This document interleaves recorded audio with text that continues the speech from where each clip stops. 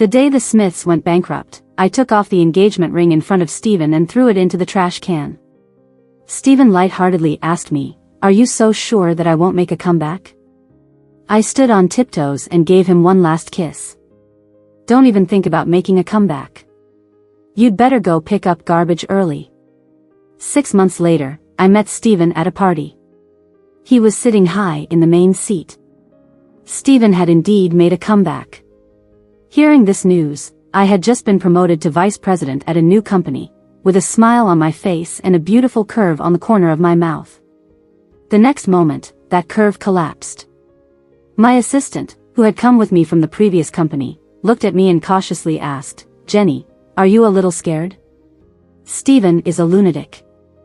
I not only toyed with his feelings, but also bankrupted his family.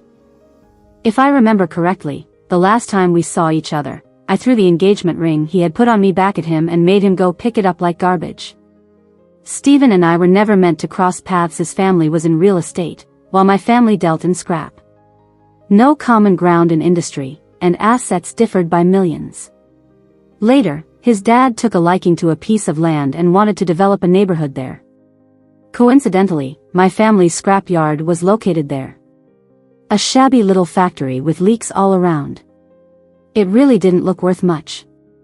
The people who came to negotiate initially said $50,000, then raised it to $80,000, and finally said $100,000, not a penny more. They were condescending, full of disdain. Clearly buying the land from us, yet acting as if they were giving charity. They didn't know that with our scrap yard, my family could earn a couple million a year. My parents felt they were not sincerely negotiating, so they kicked them out. 3 days later, our scrap yard caught fire, and my parents burned to death inside. They deliberately set the fire at night, wanting us dead. But that day, being playful, I was at my aunt's house and narrowly escaped the disaster. I was only 7 then, not really understanding the true meaning of death. After many days without seeing my parents, I started crying and demanding to see them. Then my aunt told me they were dead. I would never see them again. I didn't believe it. My dad was powerful, he could fulfill any request of mine. My mom loved me so much, how could she not see me? So I went to find them. I went back to the scrapyard alone. It had been turned into ruins. I stood there screaming for my parents, longing for a response that never came. Then I thought, maybe I was too disobedient normally, so they were hiding on purpose. I could pick up some bottles and waste paper. Mom said these could be sold for money. She would be happy to see this, then she would come out to see me. I spent 3 days picking up bottles and waste paper, and eventually passed out next to a garbage can. When I woke up, I was in a welfare center. The policeman said all of our relatives were unwilling to adopt me, so from then on I could only stay there. There were many children in the welfare center the same age as me, and we could play together. At first, I thought it was heaven. But as time went on, I would still miss my parents. I would always sneak out to find them, and each time I was brought back, would be scolded.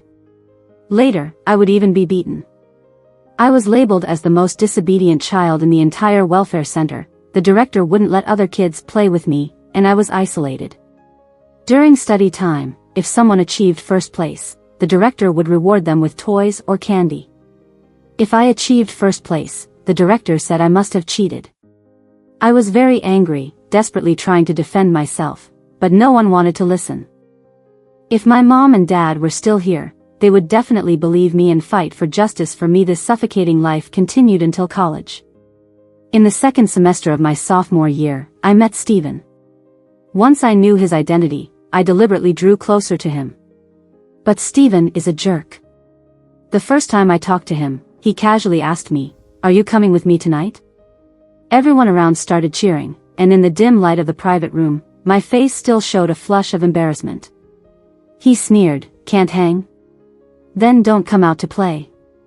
I had heard that although he appeared to be a player, he actually preferred innocence. The more shy and flustered I became, the deeper his gaze seemed.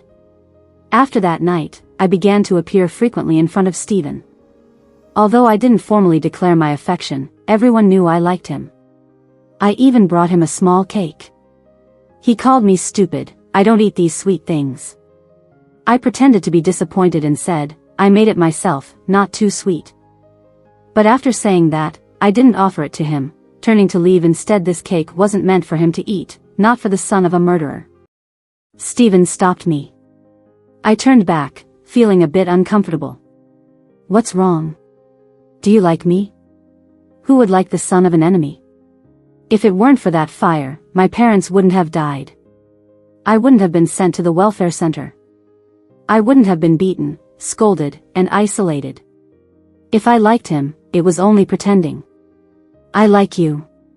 My voice was very light, my face blushing to the point of bleeding. If you think I'm bothering you, I'll keep my distance in the future.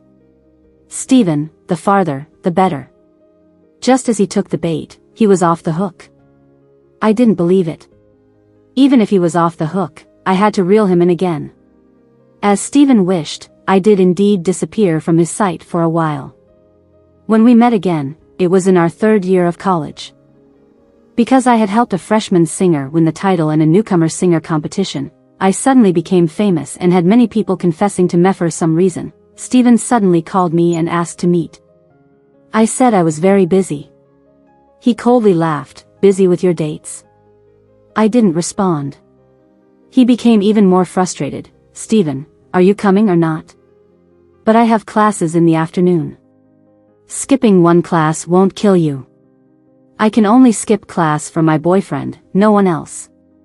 After a pause, I asked him again, Stephen, do you want to be my boyfriend? I was straightforward. But then I changed my mind and was about to hang up. Before I could, he hastily said a word, yes. Yes, what? What do you mean? Stephen's tone was biting but also with a hint of compromise. I chuckled. He was a love-struck fool, or rather, a proud love-struck fool. I dated Stephen from our junior year until graduation, then we both entered his family's company together. Everything was sweet in between. How could it not be sweet? I was always at his beck and Callie even got engaged to him. Some people wondered why Stephen's parents would accept an orphan like me. The reason was simple, Stephen wouldn't have anyone else but me. He almost forced them to agree. But in the end, I dumped him and humiliated him in person. Stephen, this crazy guy, will never let me go. But isn't this meeting a bit too soon? I held hands with my boyfriend of just 3 months, entered the private room, and locked eyes with Stephen. He sat at the head of the table, looking relaxed, his expression more mischievous than when we first talked. He stared at me unblinkingly, like he was staring at prey. My boyfriend Simon had just returned from studying abroad and didn't know about my past with Stephen. He just felt Stephen's gaze on me was strange and my reaction was off. What's wrong? He softly whispered in my ear and gently touched my forehead. I definitely wasn't running a fever. Otherwise, I wouldn't have noticed Stephen's hostility, so quickly finishing this dinner peacefully was impossible. But what did I, an innocent bystander, have to fear? Linking arms with Simon, I continued to walk forward with a smile. Why could Jenny sit here? Go to the other side, go over there. The people arranging the seating quickly came to pull me to a seat farthest from Stephen. Everyone was quite perceptive. In fact, some swiftly changed seats to occupy the spot I had hoped to take. Sensing the tension, Simon tightened his grip on my hand, silently asking, should we leave? Before I could respond, the person at the head of the table spoke first. Jenny, long time no see. Stephen's voice was as charming as ever, maybe a bit more mature and worldly wise due to some experiences. The room fell silent. Some sneaked glances at me and Stephen out of the corners of their eyes, while others pretended not to notice anything. Stephen chuckled, just half a year and Jenny doesn't recognize her fiancé anymore? As he said so, Simon and I were still holding hands. During those years of pretending to be in love with Stephen, I gradually adapted and became numb. But Simon was different, he wasn't part of this circle. Upon hearing Stephen call himself my fiancé, Simon's face darkened immediately. Sir, Jenny is my girlfriend. Please refrain from speaking nonsense. Ignoring him completely, Stephen's expression contained a hint of menace. Jenny, he called my name, gesturing for me to come over. I stared at him and slowly said, "Stephen, we've already called off the engagement. Come over." He repeated his request, his patience wearing thin. Simon pulled me behind him. "So, you're Stephen?" I interrupted Simon. Before he could finish, a transparent object suddenly flew straight toward his face. Instinctively, I pulled him away. The object hit the carpet heavily. It was a glass ashtray. If I hadn't pulled Simon away, the ashtray would have hit him square on the forehead. "Stephen, you maniac." I stormed up to him and demanded loudly, "What do you think you're doing?" He casually wiped his hands with a towel, cleaned up, and then slowly raised his eyes. "You should have come over earlier." I closed my eyes, picked up the glass of red wine in front of him, and splashed it directly on his face. "If you're not sober, then let me help you wake up." Someone gasped. Stephen just smiled. The crimson liquid slid down his face, drop by drop, staining his black shirt, giving him a more sinister look. "Jenny, you're not pretending anymore." "I'm not used to it." I left with Simon. Whether he's used to it or not, it's none of my business. Damn it, it took me a whole 7 years to achieve my goal, yet he managed to make a comeback in just half a year. As we got into the car, Simon asked me with a still shaken voice, "Jenny, who was that person?" "Stephen." "I mean, what's your relationship with him? What kind of relationship do you want?" I retorted coldly, sharp and irritable. I repelled the idea of letting more people know about my past with Stephen. I regarded it as a stain on my life. But I didn't regret having that stain. If I had the chance to redo it, I would make the same choice. Simon didn't mind that I had been engaged to Stephen. He even treated me better and more gently than before. We'd only been together for 3 months, and he already wanted to take me to meet his parents. "Jenny, if you're willing, after seeing my parents, I hope we can go meet your parents and discuss our marriage. No one has mentioned my parents to me for many years. The last time someone mentioned them was a year ago when Stephen wanted to get engaged to me, and his parents wanted to meet mine.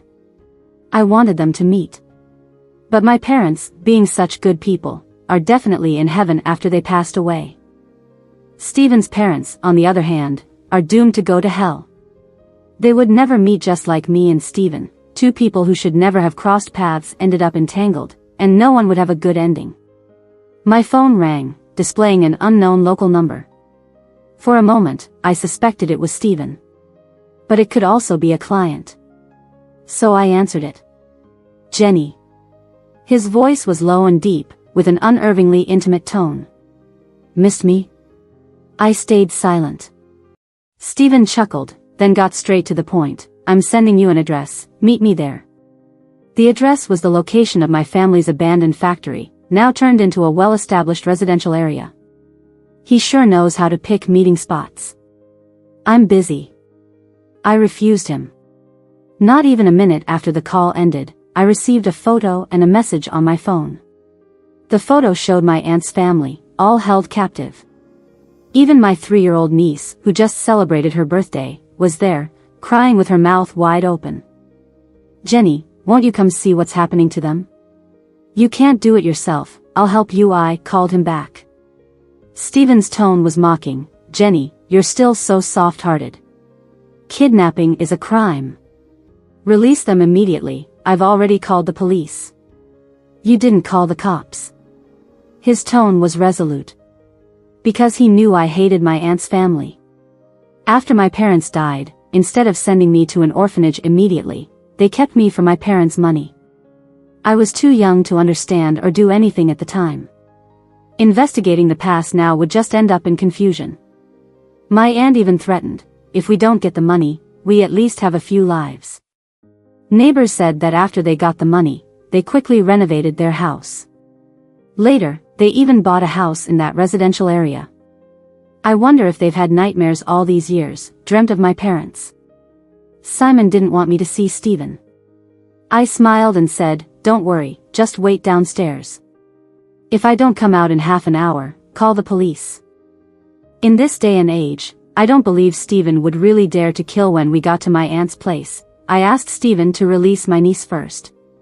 Seeing her reminded me of my younger self. She must be really scared. I walked over to hug her, but she moved away. My aunt and others must have spoken a lot of bad things about me, so the little girl didn't think I was a good person. It doesn't matter. I wasn't a good person to begin with. Let her go. I turned to Stephen and said. Stephen was sitting with his legs crossed, smoking a cigarette between his slender fingers. He took a drag, letting out a stream of grayish-white smoke from his thin lips, covering his face. Jenny. He couldn't remember my name before, but now he kept calling it repeatedly. But that's not my name, I don't like that name either. Stephen said, don't be rude just because I love you. I said expressionless, let the child go. A dead silence filled the room. Stephen slowly put out the cigarette in the ashtray. He stared at me as if he could devour me. After a few seconds, he spoke, you can release the child, but you have to come with me. Where to? Our honeymoon suite. He's really disgusting. I hesitated for a moment and Stephen kicked my cousin, causing him to scream in pain. Stephen calmly asked, don't want to go? How about a hotel then? Let's talk here. Fine. He quickly relented and stepped towards me. The height difference in his presence made my back tense, but I didn't budge. Stephen stood in front of me, looking me up and down. Jenny, do you still want to marry me? I knew Stephen had an eccentric way of showing love, but I didn't expect it to be this eccentric. I only have half an hour, so let's get to the point. If you can't finish, you can stay here to clean up. Stephen chuckled and interrupted me, saying, the one downstairs, I had him brought up too. I was shocked. At that moment, the door opened, and Simon was forced in. He seemed to have been beaten up, looking very disheveled. Stephen. Do you want to marry me? You're insane. He forcefully pulled me into his arms, trying to touch my face, but I turned my head away. He wasn't angry either, pointing at my aunt's family and Simon. If you don't marry me, I'll kill them all. Fine. Jenny, you're really heartless. Take your hands off me. Let's negotiate in a different way. Surprisingly, Stephen's mood was good today. He gestured and someone handed me a few papers. He showed me. Don't you want to avenge your parents? I can help you. I looked down and couldn't believe he had actual evidence. It had been so many years, many people chose to turn a blind eye and didn't want to testify, or conveniently stayed out. Much of the evidence had been wiped clean. Stephen said, Jenny, marry me, and I'll help you send in those people you want to get into trouble. Even your dad? Even my dad. Okay. I knew it was a trap, but I had been working towards this for so many years. If I could get a satisfactory result, even if it was a trap, I was willing to jump in.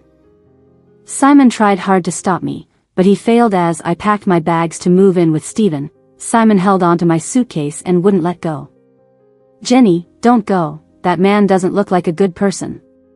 Stephen was definitely not a good person, he didn't even qualify as a normal one. Otherwise, why would he insist on marrying me? But I wasn't a good person either. I smiled and pulled away from Simon's grip. Then, without looking back, she walked towards Stephen's car. Stephen got out of the driver's seat. I thought he was coming to open the car door for me. However, in front of Simon, he pushed me against the car door and kissed me hard. After kissing me, he looked at Simon provocatively. Sensing my discomfort, he lowered his voice and said, cooperate a little, or I'll burn all that evidence up. He knew how much I hated fire, so he deliberately said those words to provoke me. Truly a jerk, his style of doing things was consistent. Although Stephen was a jerk, he kept his promises to me one by one. The ones who were involved in the arson back then, all ended up behind bars. The money my aunt took from my house was all returned without a penny missing.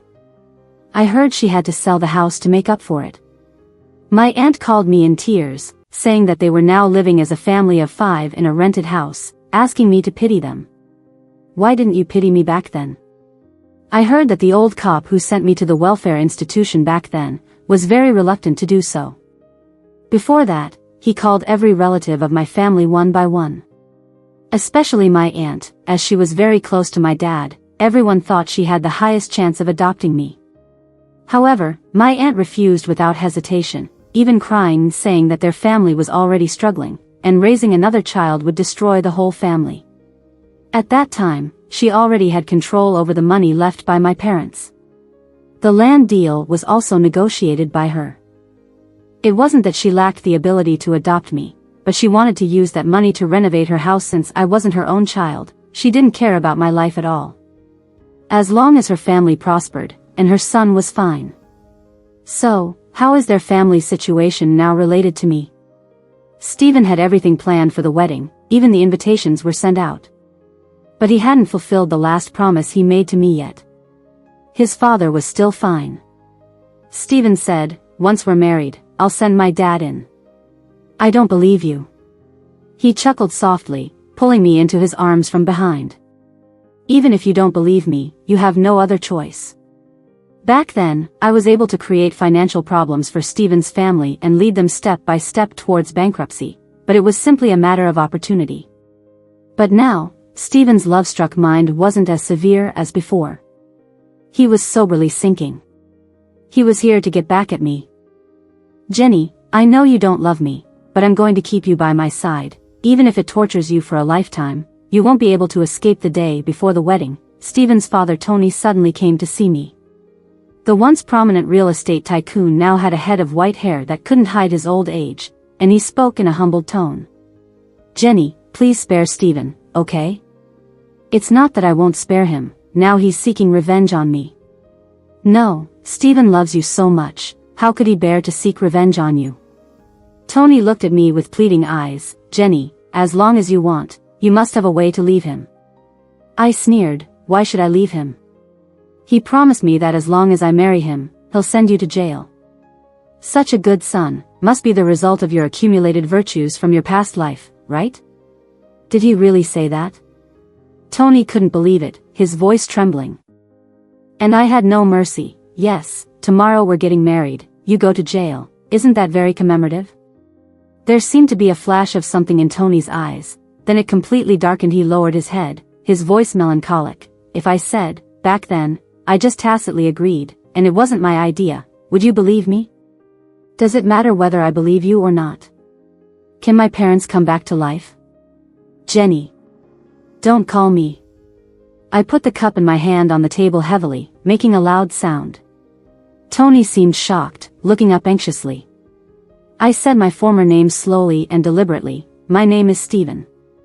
Jenny was the name given to me by the director of the welfare institution. I don't like it. The name my parents gave me is Stephen." Not long after I left the cafe, Tony left too. But he met his karma, dying in a car accident on the way. When the police called Stephen, he was in the kitchen preparing dinner for me. After a brief conversation, Stephen hung up the phone, then walked out of the kitchen. He still held a kitchen knife in his hand, his voice heavy as he asked me, "Did you meet my dad this afternoon?" Without raising my eyelids, I replied, "Yes." "What did he say?" "Let's hear the story he just made up." Stephen took a few steps forward, the kitchen knife in his hand reflecting a dazzling cold light under the lamp. The glare made me squint, and when I looked up, he was already standing in front of me. The way he held the knife made him look like a demonic figure coming to take a life. When Stephen and I arrived at the hospital, Stephen's mother was already there. As soon as she saw me, she came up and slapped me. Neither Stephen nor I were prepared, and that slap echoed throughout the corridor. As she raised her hand to give me a second slap, Stephen pulled me behind him. "Why are you hitting her? The accident has nothing to do with her." "No way. She must have done it. She got someone to run over your dad. I'm going to kill her." Stephen's mother seemed crazed, but she couldn't break free from Stephen's restraint. Finally, the second slap landed on Stephen's face. Stephen's mother was distraught, her voice hoarse. "Why did your dad and I have a son like you? She almost killed our whole family, and you still want to marry her?" "Stephen, we were the ones who owed her an apology first. I never knew about that incident. I didn't do anything wrong to her." After shouting these two sentences, Stephen's mother, for some reason, fainted. Stephen called the doctor and nurses. I stood quietly on the side. My head was pounding from the constant buzzing in my ear on the side that got hit. Stephen still had to handle his father's affairs. He was worried that if I stayed in the hospital, conflicts would arise again when his mother woke up. He said he'd send me home first. I wanted to stay here. Stephen glanced at me. I smiled and said, "Don't worry, I won't let your mom hit me again, or upset her." Still not convinced, he left someone to watch over me. 2 hours later, Stephen's mother woke up. When she saw me standing by the bedside, a hint of anger flickered in her eyes, but she didn't jump up and try to hit me again. She lay there, smiling coldly and tragically. "Are you satisfied now?" "Okay then." I replied calmly. I didn't take revenge personally, so it feels like something's missing. Stephen's mother snorted. You won't have a good ending in the future." I shrugged indifferently. As she looked up at me, I gave her a brilliant smile. "But with your son accompanying me to hell, I won't be lonely. Can't you spare Stephen?" Stephen's mother's emotions flared up again. "If looks could kill, I'd have died hundreds of times by now." She asked me, "Aren't you curious why Stephen turned around so quickly?" I was indeed curious and looked into it. But I couldn't find out who lent money to Stephen after being with him for 7 years. Knowing all his relationships, I couldn't think of anyone who would lend him that much money at that time. Stephen's mother revealed the answer to me. "It was the money he saved for you. He knew we didn't accept you sincerely, feared something would happen to him in the future, and you'd be left alone. So he secretly saved up enough money for you to have a worry-free life forever."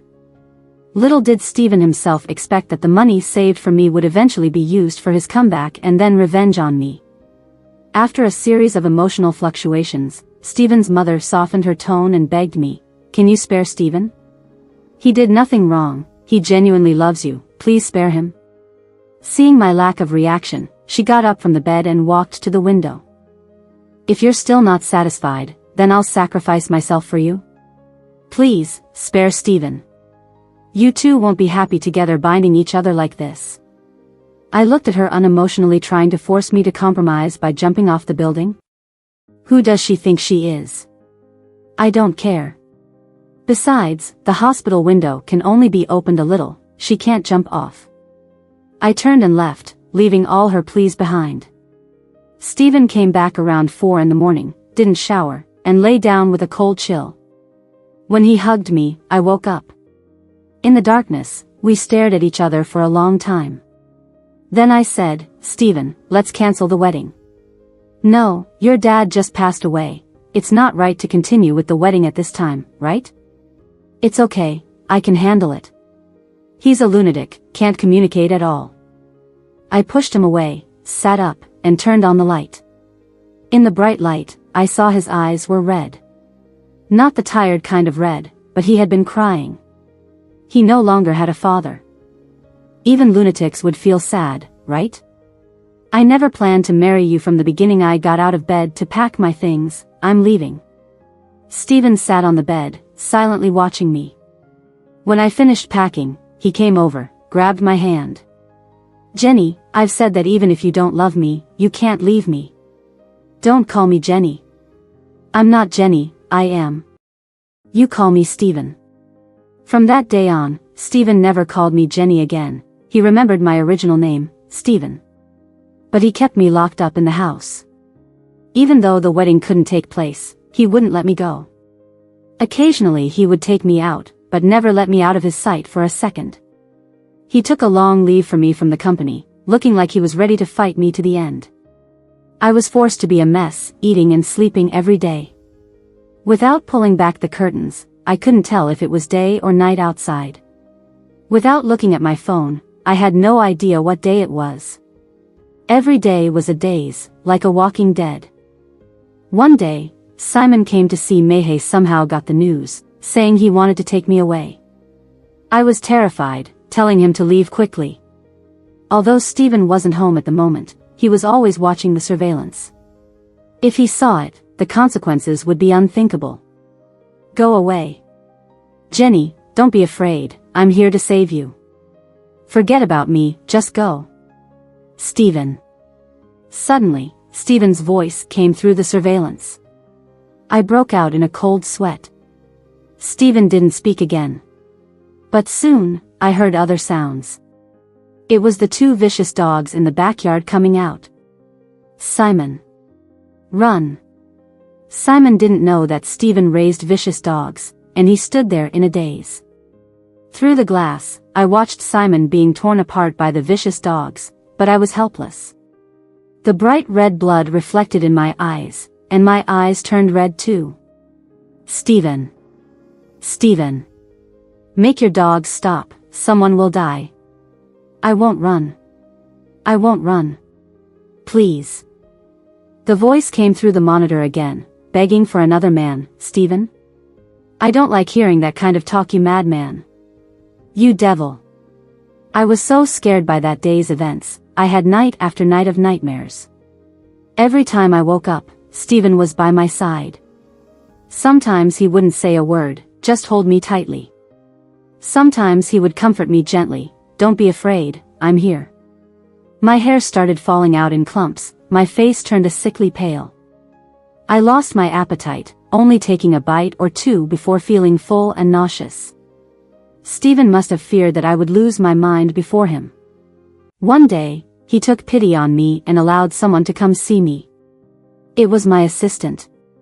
She could hardly recognize me in my current state and asked, Jenny, are you okay? I was far from okay, but I couldn't tell her. If she tried to help me, Stephen would cause trouble for her. Haven't I caused enough harm to a person like Simon already? Before the assistant left, Stephen called her over and said a few words to her privately later. I asked him, what did you talk about? Stephen absent-mindedly played with my hair and casually replied, I told her to go back and not blabber, or else I'll set the dogs on her. I had no energy to even be angry and just gave him a look. That night, I dreamt of my parents. They said they were worried about me, so they came to check on me. I noticed my mom's belly was swollen and asked her what was wrong. She said, there is a little baby inside, you will soon have a younger brother or sister. My dad was overjoyed. They saw me standing there, looking lost, and quickly reassured me that even if I had a sibling in the future, they would still love me just the same. In the dream, I was still 7 years old, and they could easily lift me up. In my dad's arms, I smiled so happily, and we were a happy family. I missed them so much. I couldn't hold on anymore that night. I cut my wrists in a suicide attempt. But I didn't die. Stephen found me in the early morning when he got up to use the bathroom and saved me. I stayed in the hospital for many days. I was physically and mentally unwell. Stephen stayed with me every day, but I didn't feel like talking much. Most of the time, we were silent in each other's presence. My assistant visited me and also brought back my resignation letter. With my current condition, it was difficult to live a good life, let alone work hard. After resigning, my assistant visited me twice. But I asked her not to come anymore. Everyone who got close to me didn't have a good ending. She was a good person and should stay away from me. Later, Simon came. I didn't expect him to still be alive. He told me that he wasn't seriously injured that day, and Stephen's dog had ended up playing with him like a toy, not really biting him. It was just that the initial bites had bled too much, leaving blood everywhere, which looked horrifying, and at that time, I was already mentally unstable, scaring myself. You're okay, really, it's all good. I felt a long-lost normal emotion and I was excited. Simon smiled and told me not to feel guilty. Then he glanced outside and asked me, didn't you really love at all? Love anyone? Stephen? Honestly, I couldn't tell. In the 7 years of the past, did I ever mix reality and act? Did his kindness really never confuse me? Why did I feel upset seeing him getting quieter day by day? Simon talked to me for a long time that day before leaving. But after he left the ward, Stephen took a long time before coming in. Simon must have said something to him, or else he wouldn't have let me go later. But before letting me go, Stephen asked me to have a wedding photo shoot with him, just one photo. I initially refused. He looked deeply into my eyes, had a smile on his face, but his voice was hoarse. After today, you can leave me forever, is it not worth a smile? I couldn't force a smile during the wedding photoshoot. The photographer cracked several jokes to make me smile, but it didn't work, and the atmosphere became awkward. Later, Stephen whispered in my ear, "After today, you can leave me forever. Isn't it worth a smile from you?" I managed a smile to save face, and the photographer captured it. After the photo was developed, Stephen kept it in a safe. Many late nights, he would sit alone in his study quietly gazing at that photo. On the day I was leaving the country, Simon came to see me off. He said his family had introduced him to a girl who had a resemblance to me, and he liked her a lot. He asked if I would come to his wedding in the future. I probably wouldn't be coming back after leaving. But I said, "Your wedding is important, so I will definitely come back for it." "Okay then. I'm off. Have a safe journey." After boarding the plane, I took out my phone to turn it off. At that moment, Stephen sent me a photo. A tall man stood in front of the huge glass wall at the airport, gazing intently at something. That silhouette reminded me of the person I saw at the glass wall in college during my sophomore year. Except, back then, he was radiant, but now he seemed a bit lonely. Tears welled up in my eyes. I couldn't bring myself to look more, so I switched off my phone. "Stephen, I'm sorry. Goodbye." Stephen's epilogue: I had planned to tough it out with Emily for a lifetime. If she went crazy, I would be there with her. If she wanted to live well, I would live well with her. However, I didn't expect her to attempt suicide. That night, I saw her lying weakly on the ground, crimson blood continuously flowing from her body, covering the floor. I admit, I was scared.